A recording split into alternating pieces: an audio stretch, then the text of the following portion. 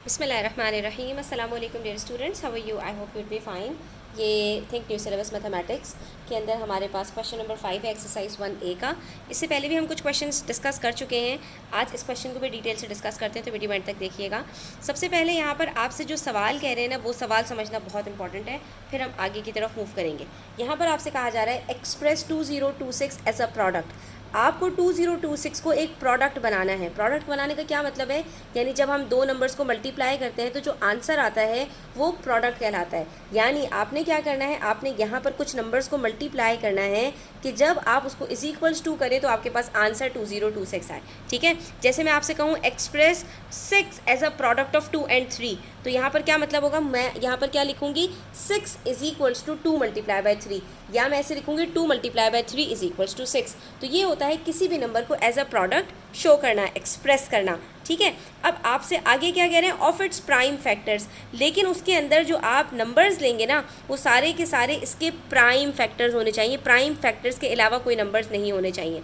यानी अगर हम बात करें फॉर एग्जांपल बच्चों, यहाँ पर अगर मैं आपके पास एक नंबर ले लूँ 8, ठीक है, तो 8 को अगर मुझे एक्सप्रेस करना है उसके प्राइम फैक्टर्स के साथ, तो मुझे यहाँ पर मैं इसको 4 मल्टीप्लाई बाई 2 का आंसर भी 8 आता है, लेकिन मैं इसको ऐसे नहीं लिख सकती। ये मैंने 8 को as a product of its prime factors express नहीं किया। मुझे इसको लिखना पड़ेगा 4 को भी तोड़कर प्राइम नंबर्स में, that is 2 multiply by 2 multiply by 2। Until and unless मैं इसको 2 मल्टीप्लाई बाई 2 मल्टीप्लाई बाई 2 लिखूँ, मेरा आंसर सही नहीं होगा। तो इसके लिए हम क्या करते हैं? इसके लिए हम प्राइम फैक्टराइजेशन करते हैं। प्राइम फैक्टराइजेशन कैसे की जाती है बच्चों? तो बहुत ही सिंपल है। आपने ये एक टी बनाना है, टी के अंदर आपने राइट साइड पर ये नंबर लिख देना है जिसके आपने प्राइम फैक्टर्स फाइंड आउट करने हैं। लाइक हमें 2026 के फाइंड आउट करने हैं, तो 2026 को हम यहाँ पर लिखेंगे और उसके बाद फिर हम यहाँ पर टेबल्स पढ़ना स्टार्ट करेंगे 2 से। अगर ये हमारे पास गिवन नंबर इवन है, ठीक है। अगर ऑड होगा तो फिर 2 से स्टार्ट नहीं करेंगे, फिर हम 3 और ऑनवर्ड से स्टार्ट करेंगे। अब मैं बार बार अपनी वीडियोस के अंदर इस चीज़ को डिस्कस करती हूँ कि जब भी प्राइम फैक्टराइजेशन की बात आती है तो वहाँ पर आपने इस चीज़ को याद रखना है कि हमारे पास जो भी नंबर है उसके लिए हमें डिविजिबिलिटी रूल्स आने चाहिए। तो 2 का डिविजिबिलिटी रूल हमसे कहता है लास्ट डिजिट इवन हो। लास्ट डिजिट इवन है, 2 से स्टार्ट करते हैं। अब हमने क्या करना है, जैसे हम डिवाइड करते हैं ना, बिल्कुल वैसे ही हमने करना है। हमने यहाँ पर टेबल पढ़ के ये जो गिवन नंबर है ना, ये लेकर आना है। 2 के टेबल में 2 कब आता है? 2 1s are 2, 2 0s are 0, 2 1s are 2 और 2 3s are 6। अब आप यहाँ पर देखो 1013 हमारे पास यहाँ पर 2 के टेबल में नहीं आता। तो अब हम क्या करें? अब हम 3 के टेबल से चेक करेंगे। 3 का डिविजिबिलिटी रूल हमसे कहता है सारे डिजिट्स को प्लस कर दो, फिर देखो कि ये 3 के टेबल में आता है या नहीं। 1 + 1 + 3 5 होता है, तो ये 3 के टेबल में नहीं आएगा। लास्ट डिजिट 5 भी नहीं है, 0 भी नहीं है, तो 5 के टेबल में भी नहीं आएगा। 7 के टेबल से चेक करें बच्चों इसको, तो 7 के टेबल से चेक करने के लिए हम क्या करेंगे? 1 0 1 और 3 को डबल कर देंगे तो वो 6 हो जाता है। यहाँ से माइनस करेंगे तो ये क्या बन जाएगा? 95। 95 7 के टेबल में नहीं आता, तो इसलिए हमें पता चल गया कि भाई ये भी हमारे पास 7 के टेबल में भी नहीं आएगा। फिर हम इसको 11 के टेबल से चेक कर लें। 11 के टेबल के लिए हम क्या करते हैं? ऑल्टरनेट नंबर्स को प्लस करते हैं। 1 + 1 करेंगे तो आंसर 2 आएगा, 0 + 3 करेंगे तो आंसर 3 आएगा। अब ये दोनों डिफरेंट हैं, अगर दोनों इक्वल आ जाते तो ये 11 के टेबल से डिविजिबल हो जाता, 11 के टेबल से भी डिविजिबल नहीं होगा।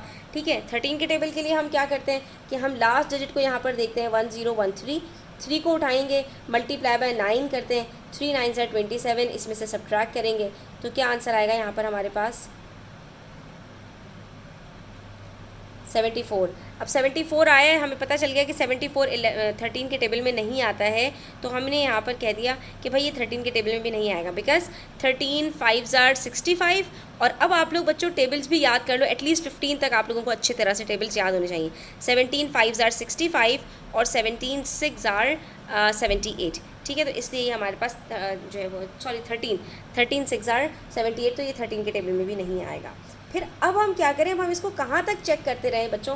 तो हमने इसको डिस्कस किया था कि जब हमारे पास कोई बहुत बड़ा नंबर आ जाएगा और हमें समझ नहीं आएगा कि हमारे पास वो ना 2 से डिवाइड हो रहा है, ना 3 से, ना 5 से, ना 7 से, ना 11 से, ना 13 से, तो हम इसको कहाँ तक चेक करते रहें? क्या हम इसको 100 तक चेक करते रहेंगे? हमारे पास तो बहुत सारे प्राइम नंबर्स हैं। तो ऐसे सिचुएशन में हमने क्या करना है? हमने 1013 का परफेक्ट स्क्वायर रूट निकाल लेना है। ठीक है, 1013 का स्क्वायर रूट निकालते हैं। हमारे पास यहाँ पर आता है कैलकुलेटर यूज़ करना पड़ेगा इसके लिए बच्चों आपको।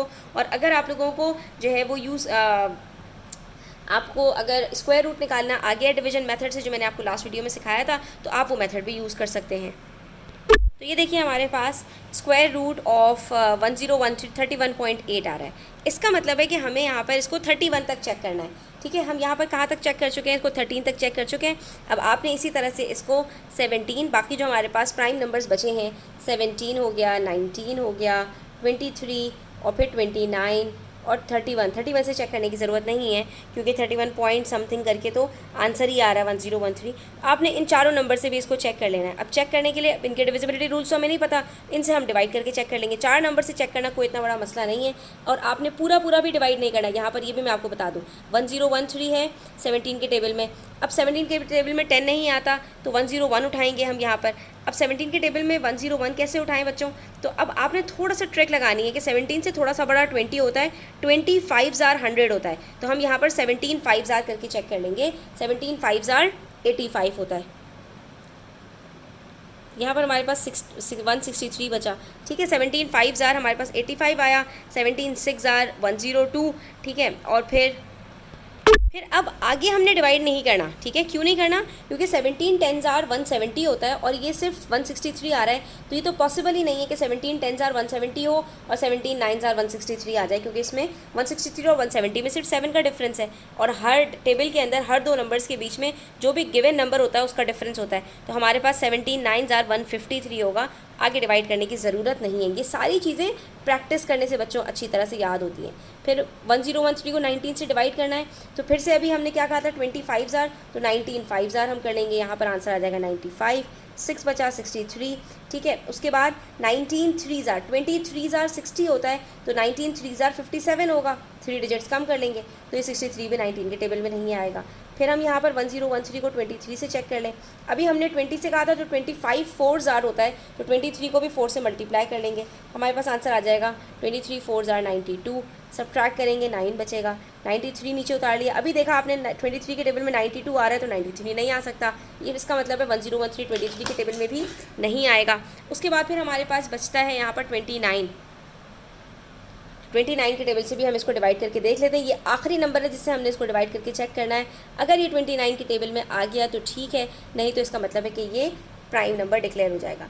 अब 29 30 से करीब है, 33s are 90 होता है, तो हम यहाँ पर 29 को 3 से मल्टीप्लाई करेंगे तो हमारे पास 87 आ जाएगा। आंसर 7 आएगा, 143 बचेगा।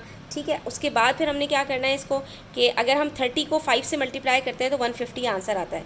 तो यहाँ पर हम 29 को भी 5 से मल्टीप्लाई करके चेक करेंगे तो आंसर 145 आ रहा है। इसका मतलब है कि ये 29 के टेबल में भी नहीं आएगा। अब जब ये प्राइम नंबर डिक्लेयर हो गया, तो इसका मतलब है कि इसके हमारे पास जो दूसरा प्राइम फैक्टर है वो 1013 है, तो हम इसको 1013 1 कर लेंगे, और हमारे पास 2026 के जो फैक्टर्स आएंगे हमने उसको एक्सप्रेस कर देना है एज अ प्रोडक्ट। तो वो क्या बनेगा, 2026 is equals to 2 multiply by 1013। ठीक है, ये हमने इसको एक्सप्रेस कर दिया as a product of its prime factors. ये दोनों प्राइम नंबर्स हैं, इसके अलावा कोई प्राइम नंबर नहीं है। इन दोनों को मल्टीप्लाई करके 2026 आंसर आता है, तो ये एज अ प्रोडक्ट एक्सप्रेस हो गया। अगले पार्ट में आपसे कह रहे हैं given that A and B are whole numbers. A और बी आपके पास दो होल नंबर्स हैं। ठीक है, ए और बी का मतलब है कि कोई से भी दो नंबर्स हैं such that a is less than b, जिसमें ए बी से छोटा है। सपोज कर लो ए और बी हमारे पास ये दो नंबर्स हैं जिसमें ए बी से छोटा है, यानी 2 1013 से छोटा है। ए स्मॉलर है, बी ग्रेटर है, और फिर कह रहे हैं कि ए एंड बी मल्टीप्लाई करते हैं तो आंसर 2026 आता है। आपसे कहने की कोशिश कर रहे हैं a multiply by b is equals to 2026 है, यानी दो नंबर्स को मल्टीप्लाई करते हैं तो आंसर 2026 आ रहा है, और इसके अंदर a b से छोटा है। तो write down all the possible pairs a, b। तो हम यहाँ पर बच्चों क्या लिख सकते हैं, इसके अंदर हम अच्छा होल नंबर्स की बात की है बच्चों, तो यहाँ पर प्राइम फैक्टर्स के अलावा भी नंबर आ सकते हैं। तो यहाँ पर हमारे पास जो पॉसिबिलिटी पहली होगी वो तो सीधी सीधी यहाँ पर 2 multiply by 1013 is equals to 2026। तो a is equals to 2 and b is equals to 1013 होगा। आपसे कह रहे हैं दो नंबर्स को मल्टीप्लाई करो, आंसर 2026 आना चाहिए, जिसमें a छोटा होना चाहिए b से और a और b दोनों होल नंबर्स होने चाहिए। तो पहली तो पॉसिबिलिटी ये है, और दूसरी पॉसिबिलिटी इसके अलावा कोई और बन सकती है। इन दोनों के अलावा हमारे पास यहाँ पर कोई और नंबर्स नहीं है, तो हम यहाँ पर क्या कहेंगे कि हाँ हमारे पास सिर्फ एक और पॉसिबिलिटी बन सकती है, क्योंकि बच्चों हमें पता है कि हर नंबर 1 और अपने टेबल में भी तो आता है। तो यहाँ पर हमारे पास a मल्टीप्लाई बाय b की जगह पर 1 मल्टीप्लाई बाय 2026 भी तो आ सकता है। 1 को 2026 से मल्टीप्लाई करेंगे तब भी आंसर, क्योंकि यहाँ पर इन्होंने प्राइम फैक्टर्स की कोई कंडीशन नहीं लगाई है, इन्होंने सिर्फ कहा given that a and b are whole numbers. तो ये 1 भी होल नंबर है, 2026 भी होल नंबर है। और दूसरी कंडीशन क्या लगाई, such that a is less then b। तो a जो है हमारे पास 1 वो b से स्मॉलर भी है, यानी 2026 से स्मॉलर भी है, और इन दोनों को मल्टीप्लाई करके आंसर 2026 आ रहा है। तो हमारे पास यहाँ पर जो पॉसिबल पेयर है a b, तो हम यहाँ पर क्या लिख सकते हैं, a comma b is equals to 1 comma 2026 और a comma b is equals to 2 comma 1013। यानी a b या तो 1 और 2026 हो सकते हैं, और या फिर a 2 और 1013 हो सकते हैं। इसके अलावा कोई और ऑप्शन नहीं है। बच्चों अब आ जाएं क्वेश्चन नंबर 9 पर। यहाँ पर भी देखें सेम हमने यही काम करना है कि हमारे पास यहाँ पर कुछ नंबर्स हैं और उसकी हमने प्राइम फैक्टराइजेशन फाइंड आउट करनी है। ठीक है, एक ही सवाल अलग अलग तरह से आपसे पूछा जाएगा। वहाँ पर आपसे कहा था express 2026 as a product of its prime factors. यहाँ पर आपसे कह रहे हैं find the prime factorization of each of the following numbers. तो काम आपने सेम वही करना है। यहाँ पर आप एक टी बनाओ और उसके बाद फिर आपने यहाँ पर डिवाइड करना स्टार्ट करना है। ठीक है, अब इवन नंबर होगा तो हमेशा 2 से स्टार्ट करेंगे। 2 का टेबल पढ़ना स्टार्ट करते हैं। 2 के टेबल में 8 कब आता है, 2 4 जार 8, 2 3 जार 6, 2 1 जार 2, 2 2 जार 4। अभी भी इवन नंबर है, फिर से 2 से करेंगे। फिर 2 के टेबल में 4 कब आता है, 2 2 जार 4। 2 के टेबल में 3 नहीं आता, 2 आता है, तो 2 1 जार 2 करेंगे। और जब 2 को माइनस करेंगे 3 के साथ, 1 को माइनस नहीं करना, 2 को माइनस करना है, जो मल्टीप्लाई करके आंसर आया है 2 1 जार 2। ये 2 को आप माइनस करोगे तो 1 बचेगा, तो ये आपने 1 कैरी देना है और ये बन जाएगा आपके पास 11। अब 2 के टेबल में 11 नहीं आता, 10 आता है, तो आपने यहाँ 10 लिख दिया छोटा सा। ठीक है, अभी आप छोटा छोटा सा लिख दिया करो। 2 के टेबल में 10 आता है, कब आता है, 2 5 जार 10। 11 में से 10 माइनस करेंगे तो फिर से 1 बचेगा, तो ये 1 2 12 हो जाएगा। अब 2 के टेबल में 12 आता है, 2 6 जार 12। ठीक है, फिर अब 2 के टेबल से दोबारा करेंगे, 2 1 जार 2। अब 2 के टेबल में 1 नहीं आता और 1 से छोटा कोई नंबर भी नहीं आता, तो हमें 2 डिजिट्स एक साथ यहाँ पर डिवाइड करने पड़ेंगे 15। ठीक है, और याद रखो जब भी 2 डिजिट्स एक साथ आप उठाओगे डिवाइड करने के लिए तो यहाँ पर पहले आपने 0 लगाना है। फिर 2 के टेबल में 15 नहीं आता, 14 आता है, कब आता है, 2 7 जार 14। तो यहाँ पे 14 लिखा, 15 माइनस 14 1 होता है, तो 1 6 16 हो गया, 2 8 जार 16। फिर अब 2 के टेबल में 1 नहीं आता, 10 लेंगे। यहाँ पर 0 लगाने की ज़रूरत नहीं है क्योंकि शुरू में 0 लगाने का कोई फ़ायदा नहीं होता। 2 5 जार 10। फिर 2 के टेबल में 7 नहीं आता, 6 आता है, तो 2 3 जार 6, माइनस किया 7 के साथ, बच गया 1 1 8 18, और फिर 2 9 जार 18। अभी आपने इसी तरह से प्रैक्टिस करनी है जब तक कि आपको इसके ऊपर, इस मेथड के ऊपर अच्छी तरह से ग्रिप ना हो जाए। अब 539 के लिए हम वही काम करेंगे जो अभी हमने पीछे किया था, यानी हम पहले इसका स्क्वायर रूट फाइंड आउट कर लेते हैं, क्योंकि ये हमें नज़र आ रहा है कि ना ये 2 के टेबल में आता है, ना ये 3 के टेबल में आता है, क्योंकि 5 + 3 + 9 17 होता है, ना ये 5 के टेबल में आता है।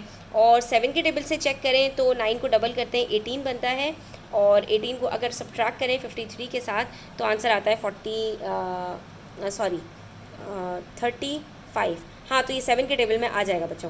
तो हम यहाँ पर इसको 7 के टेबल से करके चेक कर लेते हैं। 7 7 जार 49। ठीक है, 49 को 53 में से सब सब्ट्रैक्ट किया, फिर बचा 4, फिर हो गया 49, और 7 7 जार 49। ठीक है, फिर हम इसको 7 11 जार और 11 1 जार। एक और नंबर के प्राइम फैक्टराइजेशन करते हैं, उसके बाद हमें समझते हैं कि जो हमें इन्होंने कहा है ना, leaving your answer in index notation. तो यहाँ पर बच्चों पहले तो हम यहाँ पर इसको लिख देते हैं as a product of its prime factors, और फिर हम डिस्कस करेंगे कि ये क्या होता है इंडेक्स नोटेशन में एक्सप्रेस करना।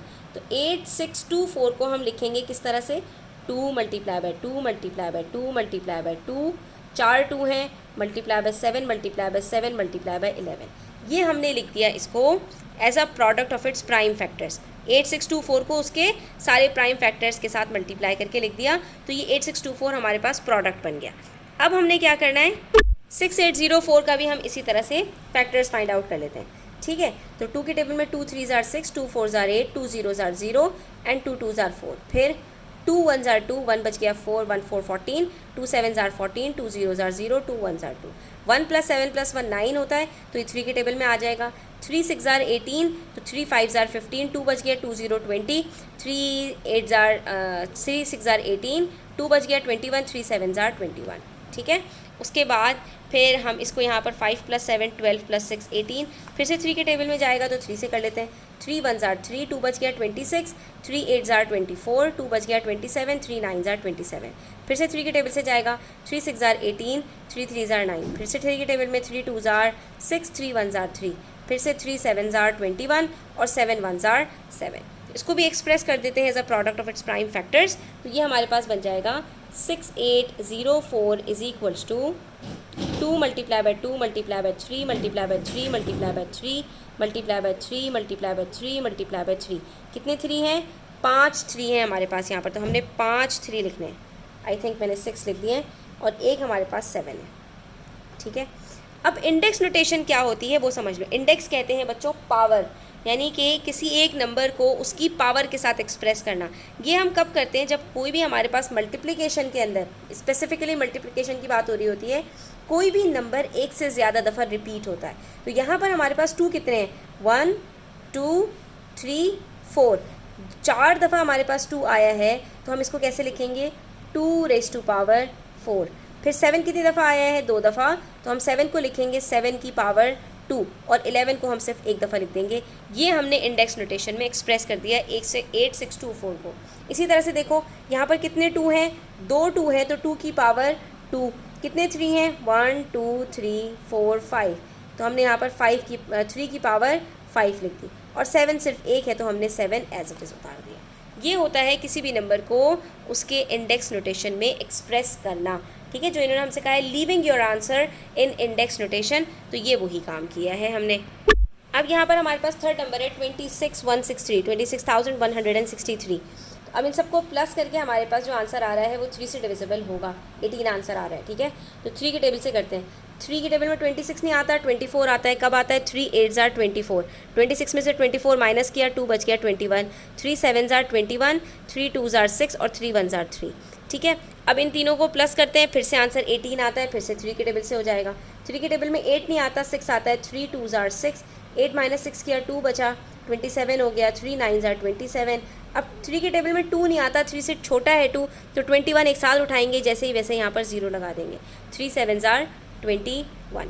फिर से ये 3 के टेबल से जाएगा क्योंकि 2 + 7 + 9 18 होता है, तो 3 9 जार 27, 2 बच गया 20, 3 6 जार 18, फिर 2 बच गया 27, 3 9 जार 27, फिर 9 69 आ रहा है, फिर से 3 के टेबल से करेंगे।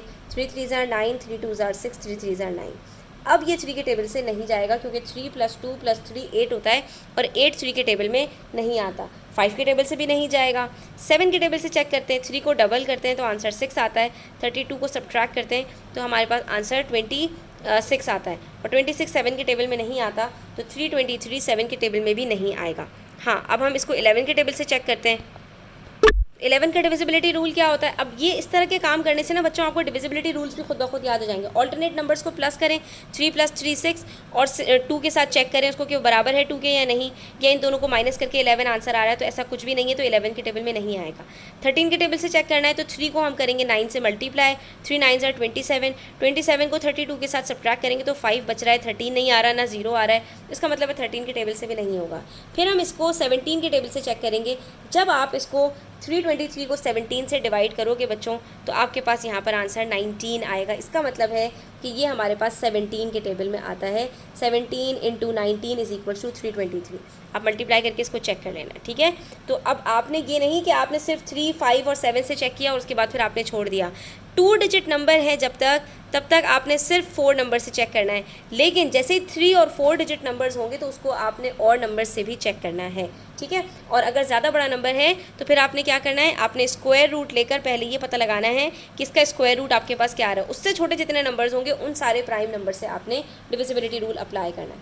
तो अब यहाँ पर 19 1 जार 19 और ये हमारे पास आंसर आ गया। अब हम कर लेते हैं इसी तरह से 196,000। ठीक है, 196,000 है, 2 से करेंगे सबसे पहले, तो 2 के टेबल में 19 नहीं आता, 2 9 ज़ार 18, 1 6 16 बच गया, 2 8 ज़ार 16, 0 0 0। फिर 2 के टेबल में 9 नहीं आता, 2 4 ज़ार 8, 18 बच गया, 1 8 18, ठीक है, 2 9 ज़ार 18 और 0 0 0, ठीक है। फिर 2 के टेबल में 2 2 ज़ार 4, 2 4 ज़ार 8, 1 0 10, 2 5 ज़ार 10 और 0 0। फिर 2 1 ज़ार 2, 2 2 ज़ार 4, 2 2 ज़ार 4 और फिर ये, ठीक है। फिर 2 6 ज़ार 12, 2 1 ज़ार 2, 2 2 ज़ार 4 और ये 5 आ गया। अब क्या करें, इसको 3 के टेबल से भी कर सकते हो, 5 के टेबल से भी कर सकते हो, जो आपको अच्छा लगे आप यहाँ पर उससे कर लें, क्योंकि 6 + 1 7, 7 + 7 14 होता है, तो 3 के टेबल से तो जाएगा ही नहीं, 5 के टेबल से ही करना पड़ेगा। 5 1 ज़ार 5, 1 बच गया 11, 5 2 ज़ार 10, फिर 1 बच गया 12, 5 2 ज़ार 10, फिर 2 बच गया 25, 5 5 ज़ार 25, फिर से 5 के टेबल से 5 2 ज़ार 10, 2 बच गया 20, 5 4 ज़ार 20, 5 5 ज़ार 25, फिर 5 के टेबल से 5 4 ज़ार 20, 45 बच गया, 5 9 ज़ार 45। अब करेंगे इसको 7 के टेबल से, 7 7 ज़ार 49, 7 1 ज़ार 7। अब इनको लिखना है हमने इंडेक्स नोटेशन में, तो अब आपको पता चल चुका है इंडेक्स नोटेशन में कैसे लिखते हैं। तो पहले हम 2 6 1 6 3 को लिखेंगे यहाँ पर, 2 6 1 6 3 इज इक्वल्स टू 3, कितने 3 हैं, 1 2 3 4, ठीक है। तो हम इसको यहाँ पर डायरेक्टली 3 रेज़ टू पावर 4 लिख देते हैं। कितने 17 है, एक ही 17 है तो 17 एज इट इज़, कितने 19 है, 19 भी एक है तो 19 भी एज इट इज़, सिंपल, ठीक है। अच्छा, उसके बाद यहाँ पर हमारे पास 196,000 का हमने करना है, तो इसी तरह से इसका भी करेंगे। सबसे पहले यहाँ पर देखेंगे कितने 2 हैं हमारे पास, तो हमारे पास यहाँ पर 1 2 1 2 3 4 5 2s हैं, तो 2 की पावर क्या होगी 5। उसके बाद कितने 5 हैं, 1 2 3, तो 5 की पावर क्या होगी 3। कितने 7 हैं, 2 7 है तो 7 की पावर क्या होगी 2। और ये हमने इंडेक्स नोटेशन में इस तरह से अपने नंबर्स को एक्सप्रेस कर दिया। आई होप स्टूडेंट्स आपको ये क्लियर हुआ होगा। स्टिल कोई क्वेश्चंस हो, क्वेरीज हो, कमेंट सेक्शन में पूछ सकते हैं। Thanks for watching the video till the end, take care, अल्लाह हाफिज़।